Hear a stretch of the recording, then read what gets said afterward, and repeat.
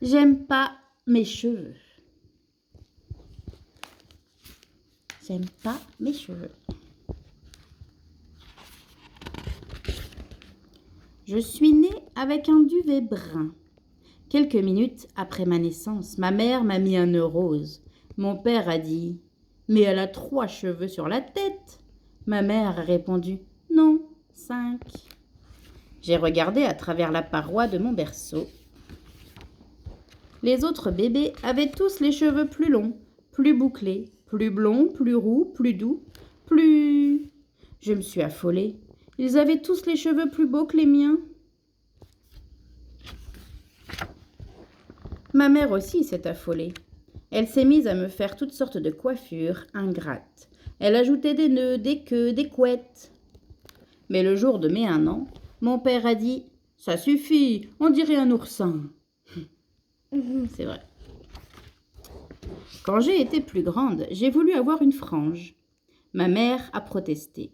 « Une frange, mais ça ne t'ira jamais, ce sera même très laid. » Pas sympa, maman. Mais j'ai insisté et j'ai eu ma frange.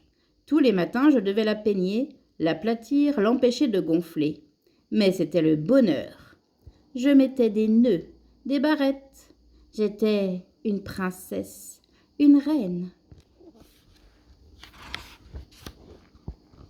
Toutes mes amies ont voulu avoir une frange. Quand on se voyait, on ne se voyait plus. On ne voyait même plus ce qu'il y avait dans nos assiettes. Même la prof du cours de cheveux s'est fait faire une frange. Elle qui était censée lancer de nouvelles modes, voilà qu'elle me copiait, décidément. J'ai arrêté d'aller au cours de cheveux et ma frange a poussé, poussé, poussé. Ma mère a dit « Tu te caches derrière ta frange ». Mon père a ajouté « Cette frange, c'est l'arbre qui cache la forêt. » Une forêt ? Quelle forêt ? Alors j'ai commencé à regarder les autres filles dans la cour de récréation. Celles qui avaient de grandes couettes, celles qui avaient de longues tresses, des nattes qui sautaient pendant qu'elles jouaient. Un jour, j'ai même entendu parler d'une tif party incroyable pleine de filles à demi-queue, à chignons, à bouclettes, à frisettes, qui mangeaient des cupcakes, des pâtisseries aussi démentes que leur coiffure.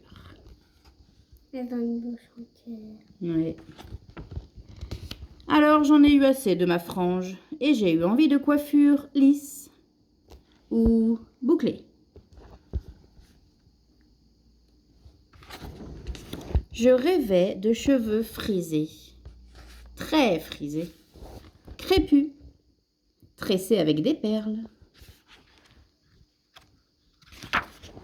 Sauf qu'avec ma tignasse pleine de nœuds, je n'arrivais jamais à rien. Alors je suis allée me confier à ma mère. Elle m'a avoué qu'à son âge, ses cheveux, c'était toujours un problème. Elle aussi rêvait encore de coiffures qu'elle n'aurait jamais. Ah oui? Lesquelles? Elle rêvait de carrés plongeants, dégradés ou courts comme celui de la voisine avec ses 2 enfants.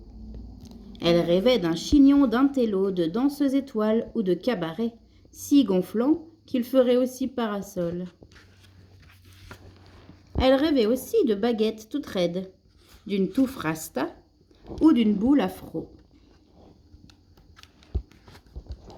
Ma mère aurait aimé être une vampe blonde, une rousse flamboyante, une brune explosive ou carrément une star américaine. Mais en attendant, elle a de pauvres cheveux tout plats. Poivre et sel qui deviendront gris comme ceux de mamie. Alors, je suis allée voir ma grand-mère et vous savez quoi? Eh bien, elle aussi a des problèmes de cheveux. Elle se demande tous les jours si elle doit les teindre, les couper, changer la forme de son chignon. Mamie, pourquoi tu ne lâches jamais tes cheveux? Elle a hésité, puis une à une, elle a retiré ses pinces. Et ses cheveux sont tombés sur ses épaules. Magnifique, mamie! Toi aussi, a dit mamie, tu as des cheveux magnifiques. Ah bon? Regarde-toi, tu n'aimes pas tes cheveux? J'ai réfléchi. Ben si, je les aime. Cric, crac.